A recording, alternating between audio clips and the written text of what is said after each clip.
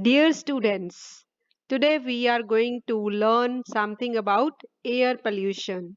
So it is one of the very burning issue nowadays that we have to keep a check upon the air pollution. So let us learn now what is air pollution.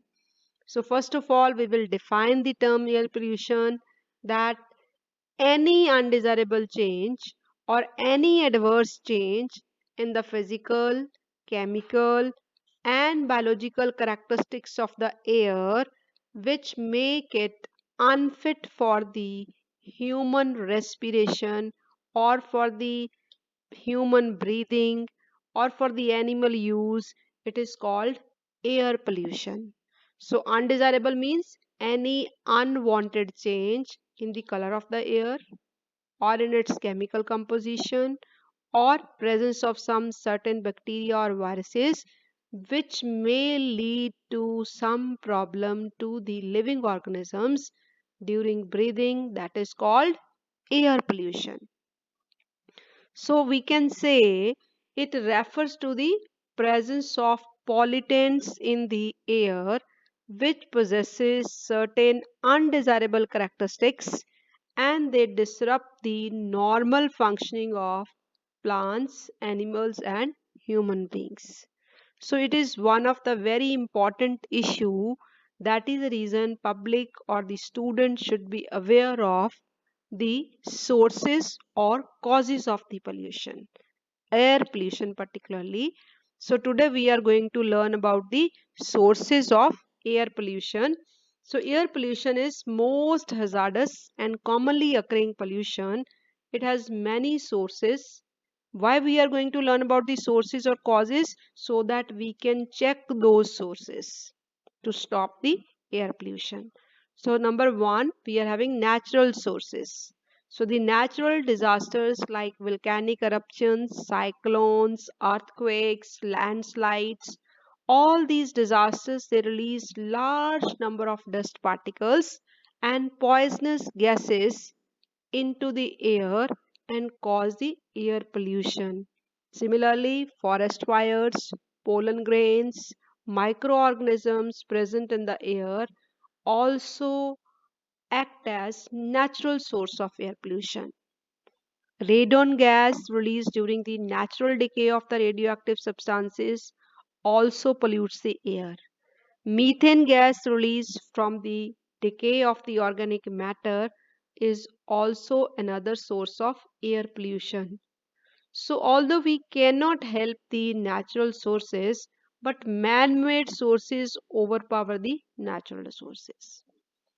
So, man made sources means all those activities which are caused by human beings in the various sectors like domestic, industrial, agricultural, etc., which lead to the air pollution. They are sources of air pollution. So, automobiles are one of the major source of the air pollution. Besides this, thermal power plants, nuclear power plants, mining activities, they are also responsible for the air pollution. So let us discuss them one by one. First of all, we will discuss domestic sources. So the domestic activities being carried out in the homes or in the domestic sectors like burning of the coal, wood, kerosene oil, and cow dung cakes, which are used for cooking, heating, burning, etc., they release large amount of unburnt carbon particles. So these carbon particles, they add particulate matter to the air, and they also release many harmful gases like carbon monoxide, carbon dioxide, nitrogen oxide, hydrogen sulfide, etc., and they act as source of air pollution. Various cleaning activities being done in the domestic sector like sweeping, dusting, they also add large amount of particulate matter into the air and lead to the air pollution. So second source is industrial sources. We know the rising number of the industries contributes heavily to the air pollution. Various industries like petroleum refineries, cement industry, paper mills, glass manufacturing units. They release fluorides, organic vapors, sulfur dioxide, hydrogen sulfides, and causes air pollution. Similarly, many processing industries like cotton textiles, wheat flour mills, steel polishing plants, they also add large amount of suspended particulate matter into the air, and they increases the SPM of the air. Fuels used to run the various industries also add harmful gases to the air. The stone crushing and stone grinding and polishing industries also add large amount of particulate matter to the air. So it means the industrial sector also contributes lot to the air pollution in the form of particulate matter as well as harmful gases. Next is mobile combustion sources. It is one of the major source of the air pollution, that is automobiles. The term mobile means which is moving. So automobiles are the moving or the mobile source of the air pollution. There is a rapid increase in the population which is further leading to the increase in number of vehicles for transportation. So various automobiles like buses, trains, trucks, jeeps, motorcycles, scooters, airplanes, jet planes, they are all sources of mobile air pollution. So every vehicle is using the fuel, and after burning of the fuel there is a release of pollutants like carbon dioxide, carbon monoxide, nitrogen oxide, sulfur dioxide, lead oxide. So it means leaded petrol, it releases the pollutant like lead oxide. So burning or combustion of the different fuels used for different vehicles, they release all these harmful gases and unburnt carbon particles. Next source is thermal power plants. Large number of thermal power plants, they are being used to meet up the demand of electricity. So most of the thermal power plants, they are being run on the fossil fuels, and they produce good amount of fly ash, sulfur dioxide, coal ash, hydrocarbons, and pollutes the air. Agricultural activities also causes the air pollution. The agricultural activities like harvesting, threshing of the various crops like wheat add a large amount of hay and dust particles into the air. Spraying of pesticides cause the addition of qualitative pollutants into the air. 40% of methane is produced by the paddy cultivation into the air. Burning of the agricultural waste, crop residues for clearing of land in the agriculture sector also release good amount of particulate matter and carbon dioxide and pollutes the air. Next is mining activities. Various mining activities are used for the extraction of the different minerals. They include many physical and chemical processes for the extraction of various metals and non-metals, and release many harmful gases depending upon the type of the mineral, and they cause the air pollution. Similarly, various nuclear explosions during the testing and the production of atomic weapons, they produce large amount of radioactive pollutants into the air. The huge amount of hazardous radioactive pollutants produced during the nuclear reactors explosions are another source of air pollution. All these pollutants, they are source of air pollution or causes of the air pollution, which ultimately leads to many harmful effects, or there are many harmful consequences of these pollutants. So let us discuss now harmful effects or consequences of air pollution. All the pollutants, they definitely has negative effect or negative consequences on the living organisms including plants, animals and humans. So polluted air adversely affects the humans, plants and animal life, means living organisms. Air pollution has long term as well as short-term effects on the human health.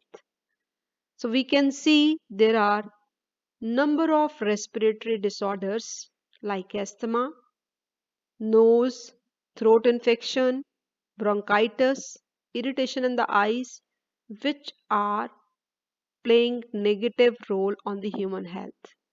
But long-term chronic respiratory disorders, asthma, lung cancer, heart attack, even damage to the brain, kidneys, and liver, they are producing the harmful effects due to the air pollution. So, various air pollutants and their harmful effects can be discussed one by one. So, first of all, we will discuss harmful effects of particulate matter present in the air. So, particulate matter is not simply confined to dust.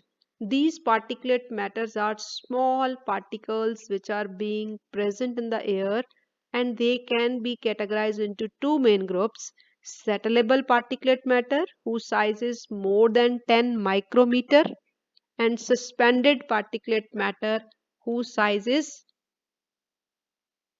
less than 10 micrometer.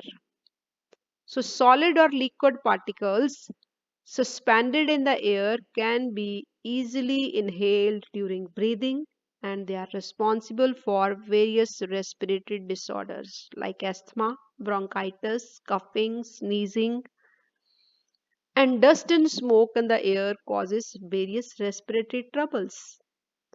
So these particulate matters, they may combine with the fog to form the smoke.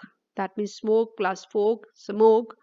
It reduces the visibility during winters and they lead to many accidents.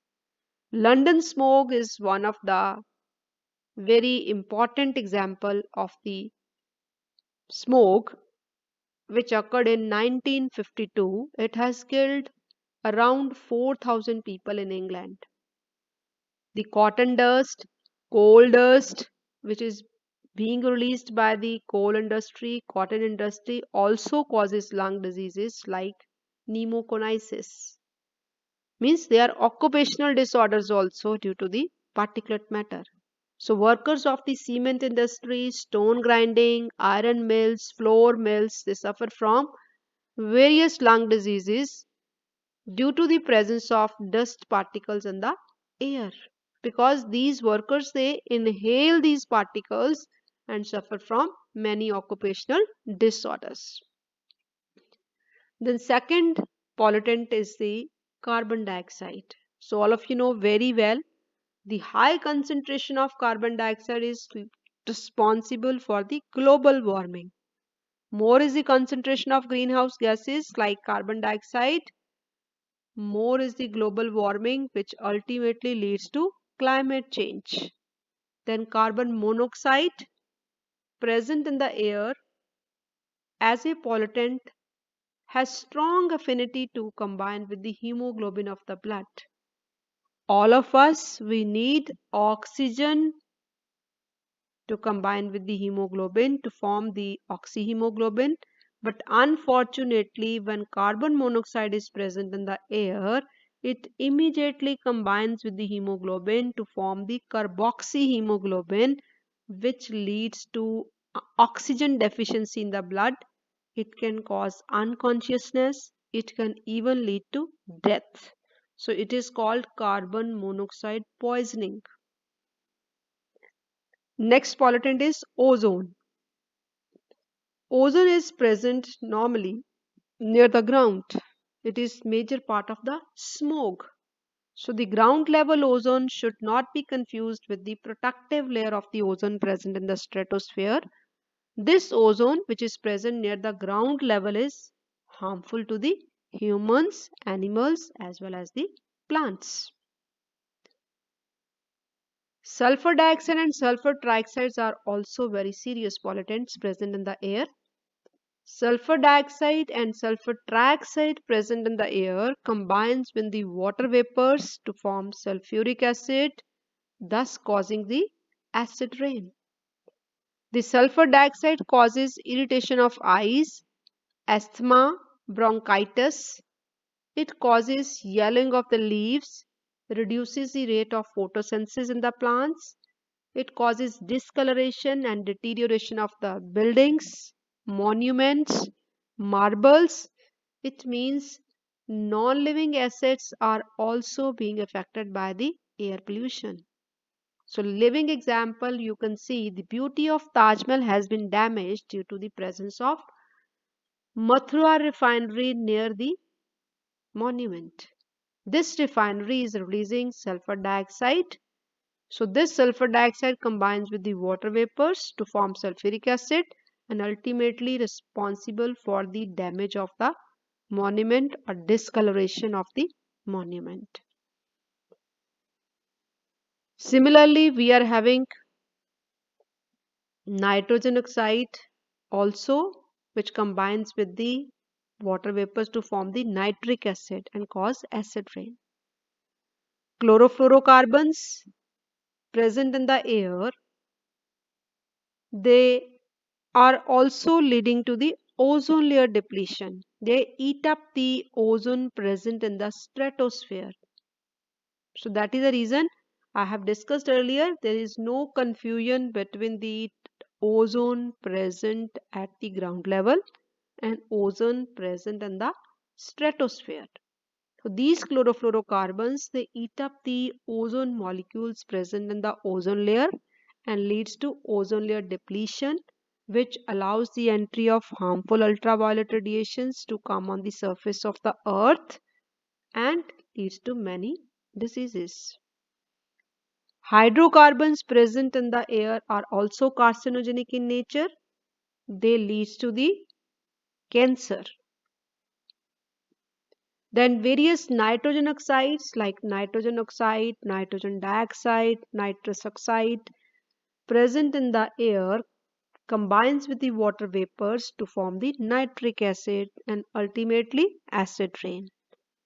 More than half of the forest in Germany, Poland and Switzerland, they have been destroyed by the acid rain. So don't take it lightly. The nitrogen oxides leads to the formation of harmful secondary pollutants like peroxyacyl nitrate, that is PAN. NO2 produces photochemical smoke also. In humans, nitrogen oxides causes eye irritation, blood congestion, lung edema, dilation of arteries, injury of the lungs, liver, and kidneys, and can even cause the cancer. So it means nitrogen oxide is a very serious pollutant present in the air. Lead oxide present in the air can damage the liver, kidney, reproductive system, and can cause even the nervous disorders in the human beings. Besides this, we are having pollen grains, microbes, which are present in the air. They can cause some allergic reactions or hay fever in the human beings. So there is a long list of air pollutants present in the air, which is causing lot of damage to the life as well as the non-living property. Hence, there is a need to see the control of air pollution. So let us see what to do to reduce the air pollution. So control measures or the preventive measures of the air pollution are very simplest method we can follow because air pollution is among the most hazardous pollution. So we have learned just now various sources. So all those sources has to be checked or controlled or reduced. How to do it? So first of all, there is need to grow more and more trees so that they can absorb the carbon dioxide and they can stop the global warming. So trees release good amount of oxygen for breathing. On the other hand, they absorb the carbon dioxide which is being used for the process of photosynthesis. So it is the simplest method to check the quantitative pollutant like carbon dioxide. Similarly, industries should install tall chimneys at least above the height of 20 feet to avoid the air pollution in the respiratory area. The filters, flat plate collectors, cyclone precipitators should be used to collect the particulate matter from the chimneys so that they should not enter into the air and air pollution can be controlled. Good quality fuels like unleaded petrol should be used so that there should not be presence of lead oxide in the air. Compressed natural gas like CNG fuel is a very good alternative to reduce the unburnt carbon particles and harmful gases. So we should switch over to the CNG vehicles, CNG fuel. The poisonous gases like SO2 and NO2 should be allowed to pass through the water chambers at the source of generation to check the acid rain.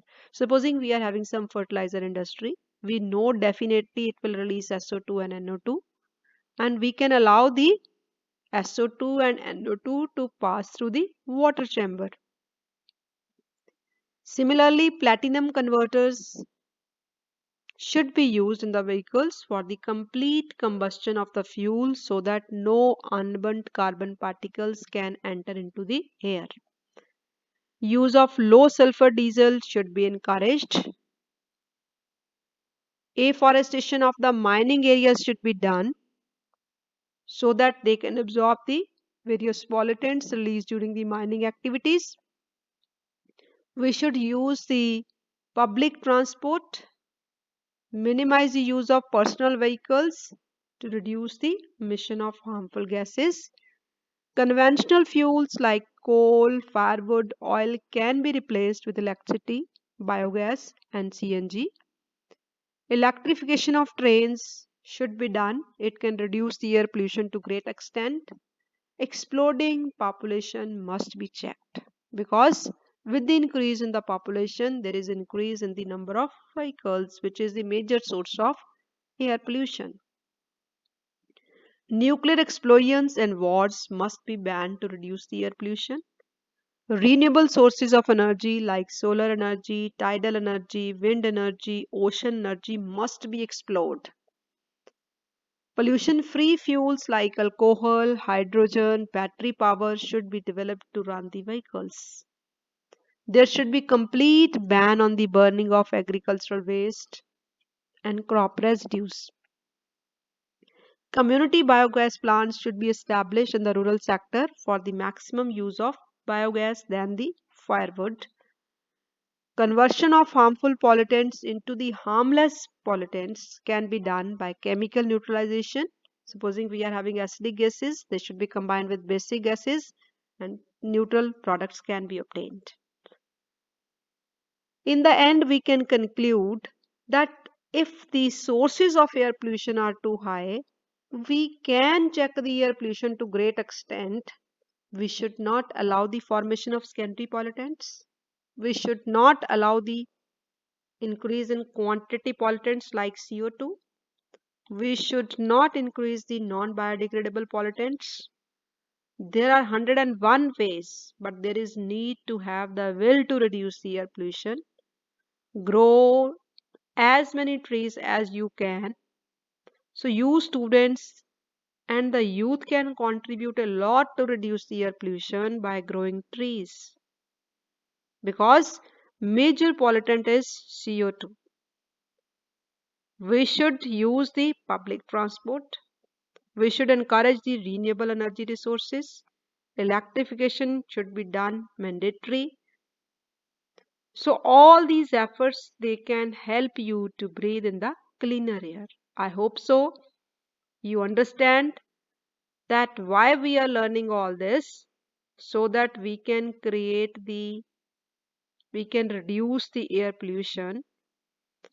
Thank you. Kindly share with your friends so that all of you can contribute to reduce the air pollution. Thank you very much.